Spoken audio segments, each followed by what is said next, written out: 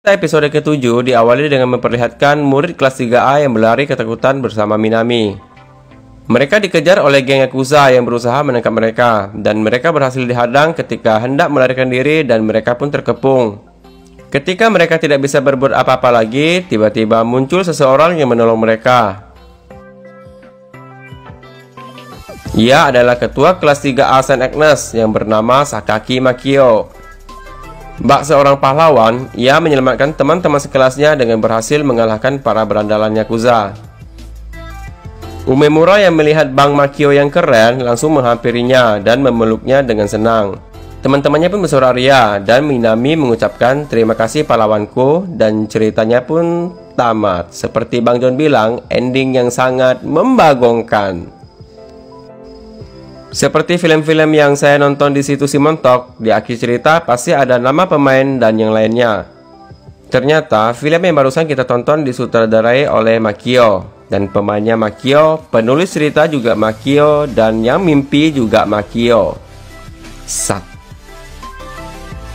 Rupanya ia hanya bermimpi ya teman-teman. Kuroi langsung membangunkan Makio dan mengatakan jika waktunya untuk belajar. Makio pun terbangun dari mimpi indahnya sebagai seorang pahlawan, dan ia harus memulai belajar matematika, dan ia juga harus menyelesaikan tugas menulis jurnalnya untuk diberikan kepada Minami. Kazuya berlari menghampiri Anikinya untuk memberikan baju musim dingin yang akan mulai dipakainya besok. Makio tampak senang dengan baju musim dinginnya. Scene pun berpindah. Saat sarapan pagi, ayah Makio bertanya kepada Mikio tentang universitasnya. Mikio mengatakan jika ia mulai membiasakan diri dengan kampusnya. Kemudian, ayah Makio juga bertanya kepada Makio bagaimana dengan sekolahnya.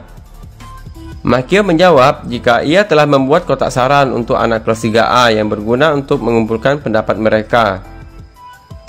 Ayahnya langsung bertepuk tangan dan mengatakan jika itu adalah ide yang sangat bagus.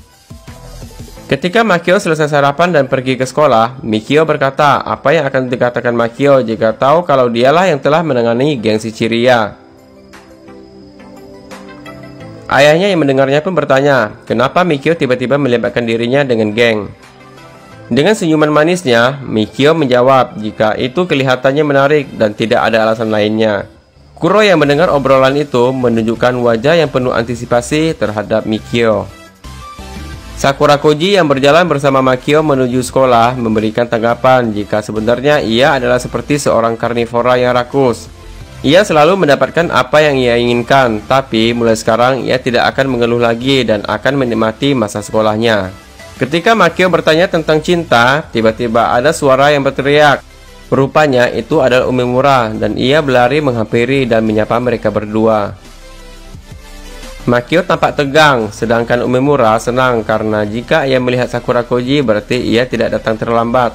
Makio masih melihat Umemura dengan tegang dan gugup mengingat SMS yang pernah dikirim Umemura kemarin malam. Tiba-tiba adiknya Umemura yang bernama Azusa menghampiri mereka untuk menukar kembali kotak pensil yang tertukar. Mereka pun saling menyapa dan Azusa menanyakan siapakah paman ini sambil melihat ke arah Makio. Umemura langsung mengoreksi ucapan adiknya jika ini adalah temannya. Rupanya, Umemura terkadang bercerita tentang Makio kepada adiknya di rumah. Mendengar hal itu, Makio sangat semangat dan berencana untuk mengajak Umemura kencan. Saat pelajaran olahraga, guru olahraga bersorak dan memuji penuh kekaguman melihat gerakan bela diri dari Makio. Hoshino pun berkata, "Ini nih baru bawahanku." Dan ia juga berkata jika Makio mungkin orang terkuat kedua setelah dirinya. Guru olahraganya pun menghampiri Makio dan bertanya bahwa sepertinya ia sudah terbiasa dengan berjudo. Makio pun menjawab jika ia memang menyukai judo sejak Yamashita memperoleh medali emas Olimpiade di Los Angeles. Gurunya pun menyadari jika Makio memang 17 tahun, harusnya waktu itu ia belum lahir. Mereka mengatakan memang jika Makio terlihat lebih tua dengan ada ruang di antara alisnya, kulitnya, dan kumis yang mulai tumbuh. Tapi Sakura Koji langsung membelanya dan mengatakan walaupun begitu, Makio masih terlihat muda dan Makio menatap Sakura Koji dengan tatapan penuh haru. Gurunya pun menantang Makio untuk latihan judo dan tantangan tersebut diterima oleh Makio. Rupanya, hanya dengan satu bantingan, gurunya langsung kalah. Teman-temannya pun bersorak gembira.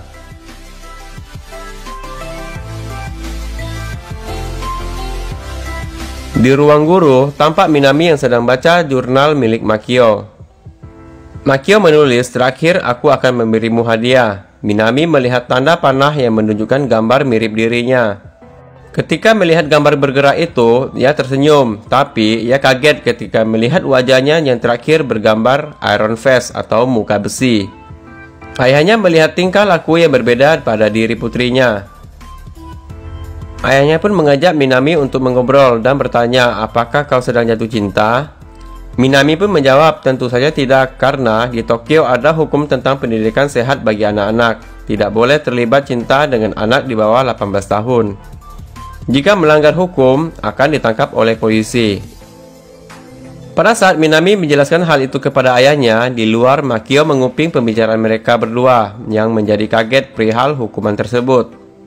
Di rumah, Makio tampak pusing dengan apa yang ia dengar tadi siang, karena Umemura baru umur 17 tahun dan ia tidak mau berurusan dengan pihak kepolisian.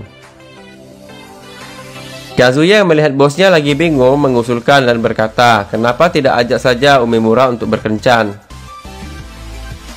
Makio yang mendengar jawaban itu langsung senang dan bertanya kepada bawahannya, apakah benar Umemura menyukai dirinya. Bawahannya pun menjawab dengan penuh ketakutan dan berkata jika ia pasti menyukaimu. Tiba-tiba Kazuya mengatakan jika ia cemburu dengan si sialan Umemura. Makio yang mendengar itu langsung marah dan berkata, "Siapa yang kau sebut sialan?" Makio pun langsung memiting kepala Kazuya dan Kazuya langsung meminta maaf kepada anikinya. Makio pun mulai berpikir positif tentang Umemura.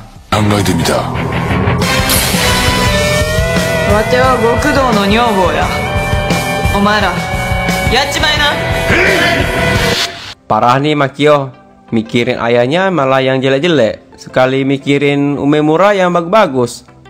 Sat. Hagiwara dan temannya mengatakan ke Umemura jika kencan pertama adalah pulang sekolah berdua. Umemura pun latihan dengan vokal, "Apakah kau mau pulang denganku?" Hagiwara memberikan saran kepada Umemura untuk mengajak Makio pulang berdua. Di tempat lain, Hoshino mengatakan kepada Makio jika cinta pertama itu adalah jika kau sudah berjalan berdua di Jalan Agnes. Jalan Agnes adalah jalan khusus, hanya pasangan yang boleh melewatinya, lanjut Suwabe, teman segengnya Hoshino. Hoshino pun memberikan semangat kepada Makio untuk melakukan hal yang terbaik dalam cinta pertama. Di sini, scene berganti-ganti antara teman-temannya Umemura dan teman Makio memberikan saran kepada mereka berdua. Jadi agak ribet saya nge-reviewnya teman-teman. Obrolan Makio dan kawan-kawannya pun berhenti ketika melihat Umemura dan teman-temannya menghampiri mereka. Teman-teman Umemura dan Makio mendorong-dorong badan mereka agar mereka saling mendekat dan bisa mengobrol berdua. Saat Makio hendak mengucapkan ajakan pulang berdua kepada Umemura, tampak ia sangat gugup dan tiba-tiba Umemura lah yang duluan mengajak Makio untuk pulang berdua.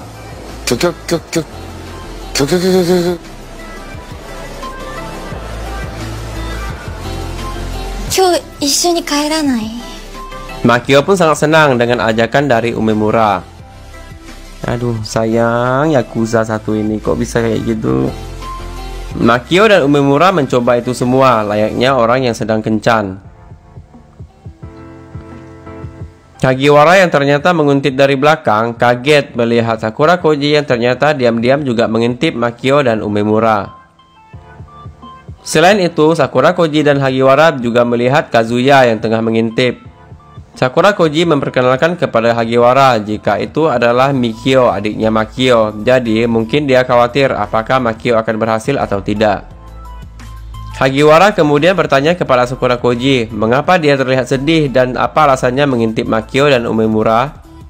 Sakura Koji tampak terdiam. Hagiwara kemudian menjawab pertanyaan sendiri jika Sakura Koji suka pada Umemura. Hagiwara pun menyarankan ada baiknya jika ia berterus terang saja kepada Umemura.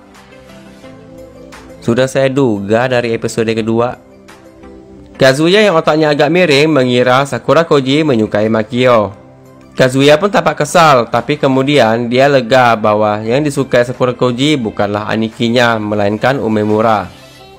Sakurakoji bercerita jika dia dan Umemura berteman sejak SD, tapi lambat laun dia mulai menyukai Umemura dan saat itulah dia tidak bisa terlalu akrab dengan Umemura. Tapi menurutnya, Makio mungkin lebih cocok dengan Umemura. Di sisi lain, Makio tampak ikut ke rumahnya Umemura. Umemura memperkenalkan adik-adiknya dan seorang anak tetangga yang diasuhnya. Umemura bercerita jika terkadang dia juga mengasuh anak tetangga dan mendapatkan bayaran sebesar 500 yuan. Ternyata, kehidupan Umemura sangat sederhana. Umemura mengasuh adik-adiknya dari mengurus sekolah hingga memasakkan makan malam. Semua itu dikarenakan orang tua dari Umemura masih bekerja. Malam itu, Makio makan malam bersama Umemura dan adik-adiknya. Umemura juga bercerita jika dulu perusahaan ayahnya bangkrut, dan suatu hari datang seorang yakuza ke rumah mereka dan memukuli ayahnya. Sejak saat itu, dia sangat membenci kekerasan dan perkelahian.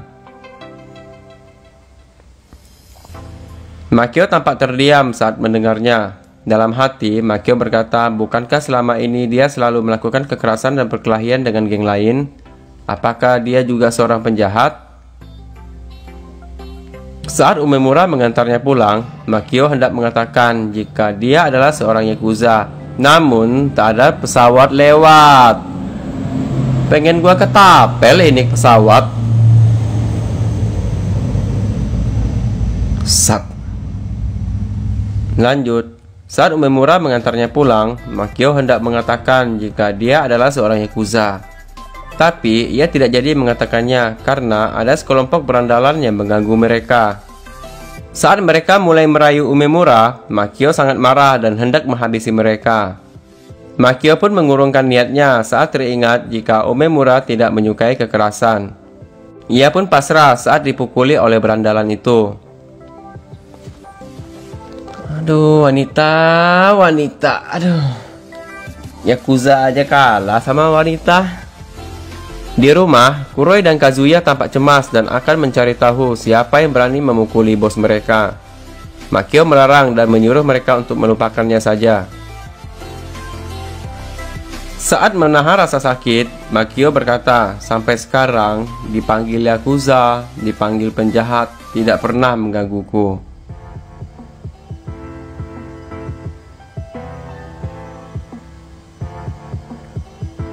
Sepertinya dia mulai terganggu dengan statusnya sebagai yakuza dan penjahat. Besoknya, Makio terlihat menghindari Umemura yang membuat Umemura tampak begitu sedih. Di ruang kesehatan, Makio bercerita kepada Mizushima jika sebenarnya ia telah berbohong kepada teman-temannya dan bahkan pada Mizushima sendiri, tapi dia tidak pernah menceritakan yang sebenarnya. Sakurakoji yang ternyata berada di luar ruangan mendengar pengakuan Makio kepada Mizushima. Siangnya, Umemura mengajak Makio untuk ketemuan di taman sepulang sekolah. Umemura telah menunggunya, tapi Makio tidak datang. Justru yang datang adalah Sakurakoji. Rupanya, ia disuruh oleh Makio. Di kelas, Makio terlihat sangat sedih. Ia bercerita kepada Minami jika dulu ia adalah orang yang sangat kuat dan tidak pernah menangis. Tapi sekarang ia merasa sangat lemah.